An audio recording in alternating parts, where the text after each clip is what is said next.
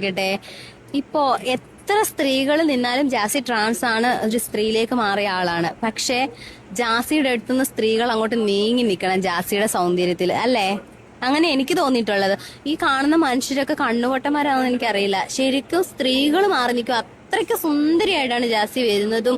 ജാസിയുടെ ഡ്രസ്സിന്റെ സെലക്ഷൻ ആണേലും ഓർണമെന്റ്സിന്റെ ആണേലും മേക്കപ്പ് ആണേലും ശരിക്കും ഞാനൊക്കെ സ്ത്രീ എന്ന നിലയ്ക്ക് ഞാനൊക്കെ മാറി നിൽക്കും. ജാസി ഒരു സ്ത്രീ.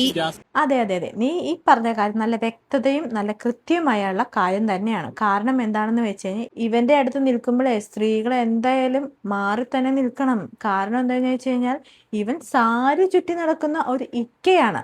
അതാദ്യം നീ മനസ്സിലാക്കാൻ. ശ്രീലക്ഷ്മി, നീ നല്ല ഭംഗിയുള്ള സ്ത്രീകളെ നീ കണ്ടിട്ടുണ്ടാവില്ല.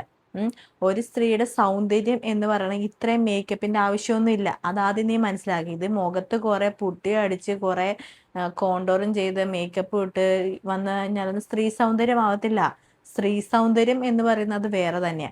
അത് ഈ മറ്റേ വേഷം കെട്ടി നടക്കുന്ന ഇവനെ പോലുള്ള അവന്മാർക്കൊന്നും ഉണ്ടാവില്ല. പിന്നെ നിനക്ക് ഇവനെ പൊക്കി പറഞ്ഞോണ്ട് നിനക്ക് പല ആഗ്രഹങ്ങളും നിന്റെ കാര്യങ്ങളൊക്കെ നടന്നു പോകുമായിരിക്കും. അതങ്ങനെ നടക്കട്ടെ, നീ നിന്റെ വഴിക്ക് തന്നെ പോയിക്കോ. നീ അവനെയും പൊക്കി പിടിച്ചുകൊണ്ട് നടന്നോണ്ടിരുന്നോ, കേട്ടോ? നീ സ്ത്രീ സൗന്ദര്യത്തിന് വെച്ച് അളക്കാൻ നിൽക്കണ്ട. അവനെയും സ്ത്രീ സൗന്ദര്യത്തിനും വെച്ചിട്ട് അളക്കാൻ നീ നിൽക്കണ്ട. നീ ആ സാരി എടുത്ത് നടക്കുന്ന ഇക്കയുടെ സൗന്ദര്യം നീ സാധാരണ പെൺ സൗന്ദര്യം, ഇപ്പൊ സാധാരണ സ്ത്രീ സൗന്ദര്യം വെച്ച് നീ അളക്കാൻ നിൽക്കണ്ട. അതാദ്യം പൊന്നുമോളൊന്ന് മനസ്സിലാക്കുക. എന്നിട്ട് നീ അവനെയൊക്കെ ഇങ്ങനെ വെള്ള പൂശാൻ വേണ്ടി അങ്ങ് വാ.